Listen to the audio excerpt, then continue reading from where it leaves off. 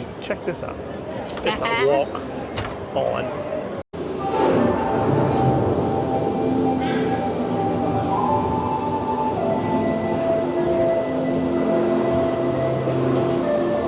Welcome to a voyage of discovery and awareness.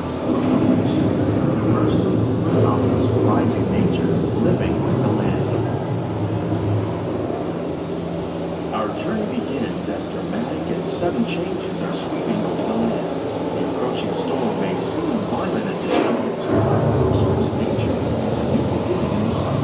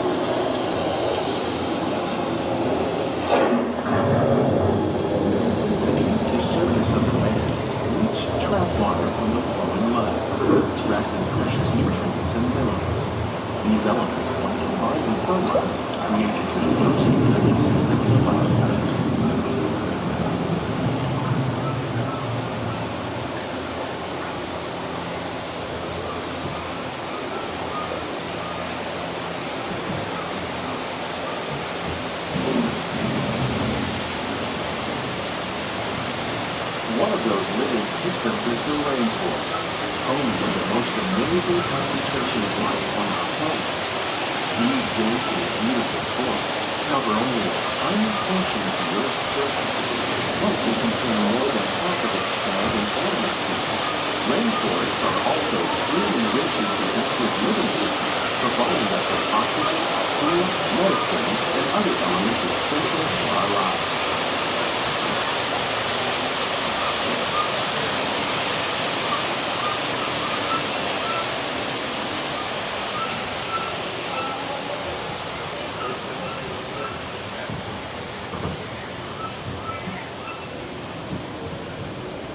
In the desert, nature has created a very different, no less beautiful living system.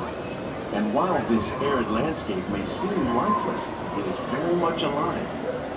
The plants and animals that have learned to survive in these harsh conditions make use of what little water they can find and avoid the scorching rays of the relentless sun.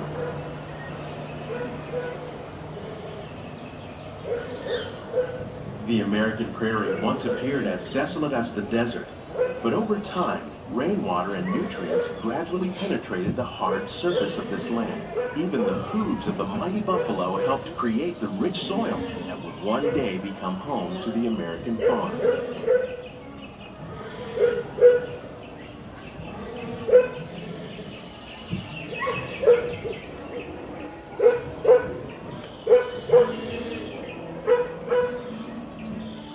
Of all the forces at work on the land, humans have had one of the most profound effects. The need to produce food for a growing world led to the enormous use and sometimes overuse of the land. In our search for more efficient ways to grow food, we often fail to realize the impact of our methods.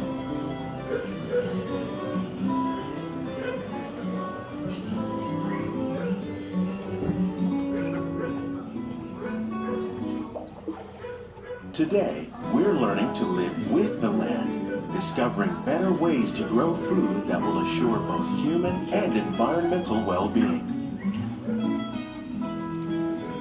In arid regions, we're learning to produce food on desert seacoasts by developing and planting crops that thrive on salt water.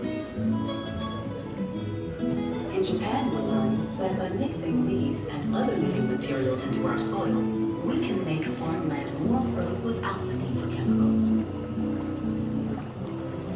Here at Epcot, we're learning to reduce the need for chemical pesticides by breeding and using natural predators, like ladybugs and wasps, to control pests.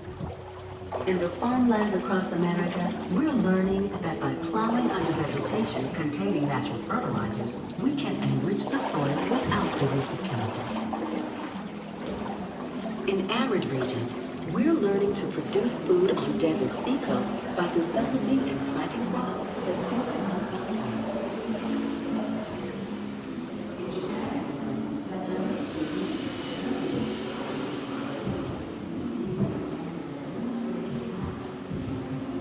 How will we meet tomorrow's growing needs for food production, yet still respect the needs of the land? Some of the answers are being discovered just ahead. To help us maintain these carefully controlled ecosystems, and for your safety, please remain seated in your boat at all times.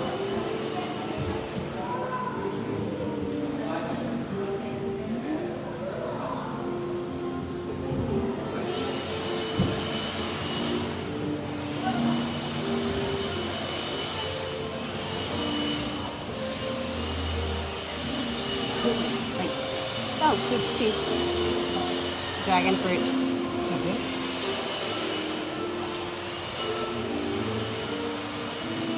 Welcome to our glimmering greenhouses, where scientists from Epcot and the U.S. Department of Agriculture illuminate the wondrous gifts we receive from the land. Join us as we ring in the most bountiful time of the year.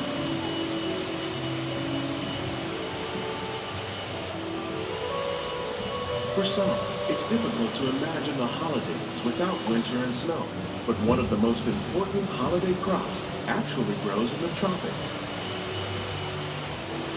For centuries, farmers in Central America have cultivated cacao to make chocolate. In fact, cacao is chocolate's main ingredient. Today, people around the world are able to enjoy a variety of sweets and keep warm with a cup of hot cocoa, thanks to this tropical plant.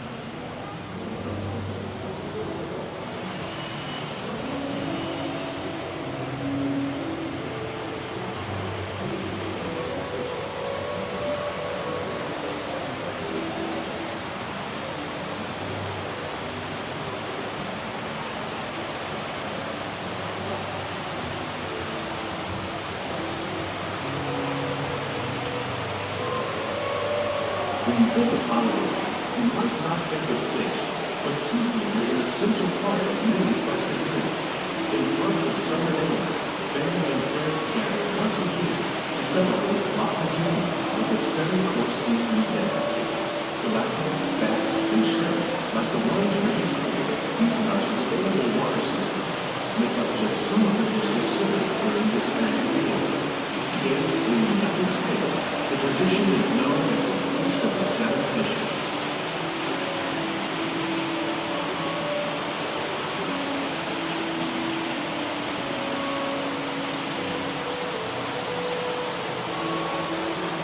The Christmas tree.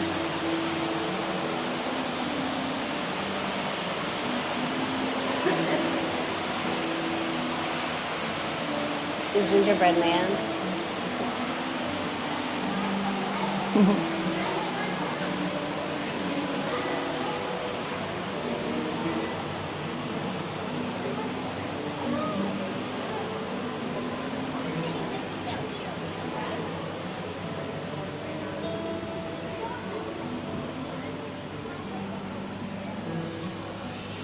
Citrus, like the oranges grown here, are common in Florida, but in northern Europe, where fresh fruit is rare in winter, they're much harder to find, making them an extra special stocking stuffer. During Chinese New Year, these vibrant fruits are given as gifts of good fortune.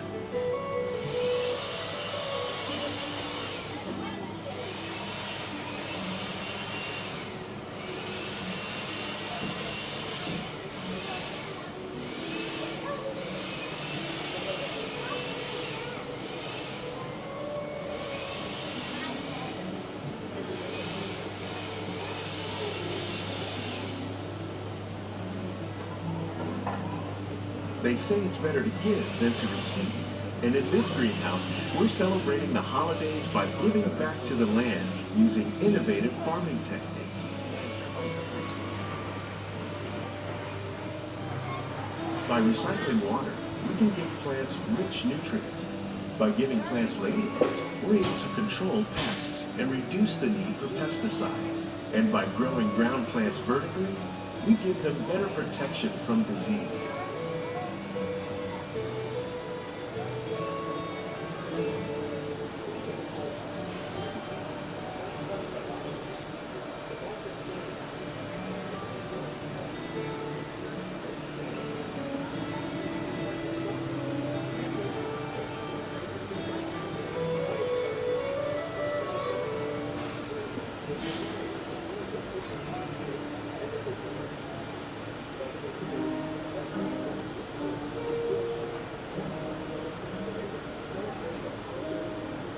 How long are they getting?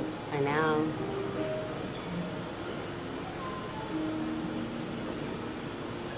I think they're cool. Please remain fully seated at all times. Thank you.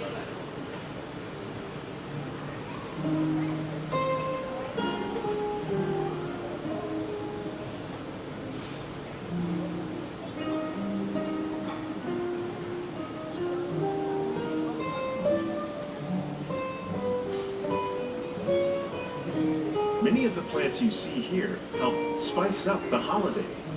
The bark of cinnamon trees, like the one growing beside you, is used to make cinnamon sticks. Do you like eggnog? You can thank nutmeg for its signature taste. Other spices, like ginger and vanilla, add flavor to a variety of holiday cookies, cakes, and other delights. By cultivating these festive plants with care and good cheer, Epcot scientists are able to celebrate the holidays with the land's many gifts.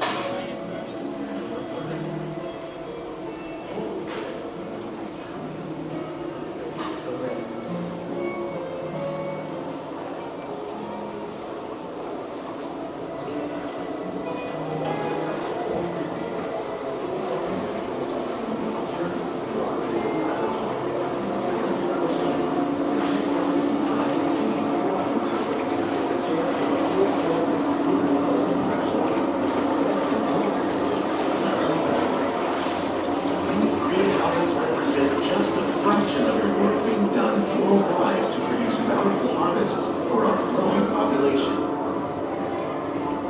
Scientists, farmers, and even backyard gardeners are doing their part to improve the quantity and quality of foods that we all rely upon.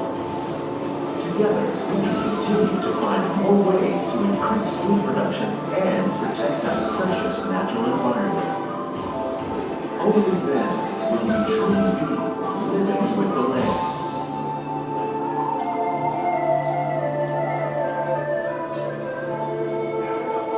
On behalf of Walt Disney World, we hope you've enjoyed this unique journey through our living laboratories. If you'd like a closer look, then check out the behind-the-scenes walking tour. It's a chance for the whole family to get up close and personal with the plants and growing techniques in our laboratory.